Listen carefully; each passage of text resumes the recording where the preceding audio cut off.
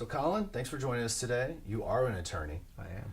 There are landlords around the nation, and they want to know when they should reach out to an attorney regarding problems with their rental property. The best time to contact an attorney regarding problems with your rental property is before those problems arise. And the first step to that is making sure that your rental property is in some sort of entity.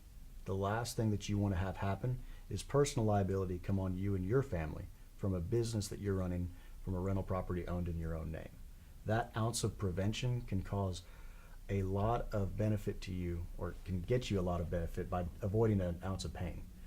Aside from that, the time not to contact an attorney is after you've given the 3-day notice to vacate, or after you filed a petition, because the mistakes that occur most commonly have already happened. And I'm probably going to have to give you the bad news that we're going to have to start the whole process over again.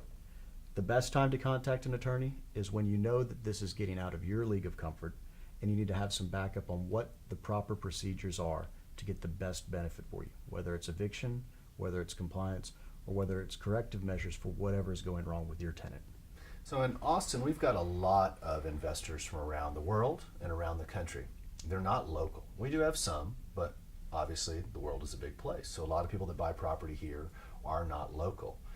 When those people get behind because they think they can landlord a property from California or from another country, which I've actually heard people say that they're going to do, and they're not collecting rent, and the tenant is non-responsive, and they have no idea what's going on, is that a good time to contact you? It's past a good time to contact me, but better late than never. The whole point of owning a rental property is to have a business that is successful. When that business ceases to make money and you're taking on losses and you're not generating revenue, then you need to have someone there to protect you. You need to have someone there to protect your business and your investment. And having a local attorney is essential, because if you're out of the country, if you're out of the state, even if you're out of the city, the law is still one of the few things, especially in real estate law, that requires in-person local jurisdiction. You can't call into a court to win a lawsuit. You've got to have someone with boots on the ground. And in Texas, we always have boots on the ground.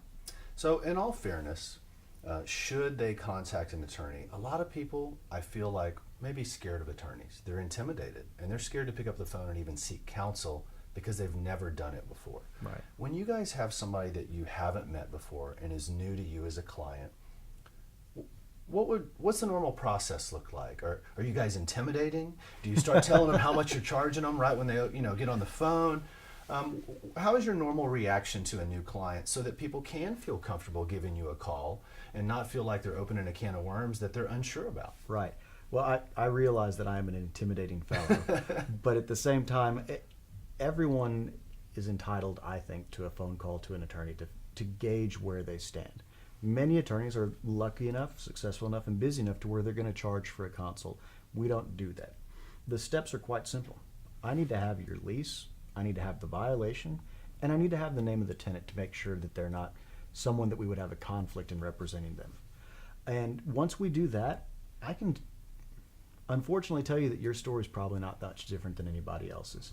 So if I can get a call and get figured out of what's going on, I'm going to be able to tell you what your course of action is. And then I can tell you what the cost is, because it is going to be a cost. But just like you have to pay a doctor to stop yourself from hurting, you're going to have to pay a lawyer to stop your business from hurting. I like it. I like it. So thanks for helping our watchers, viewers know whether or not it's time for them to contact an attorney. Sure thing.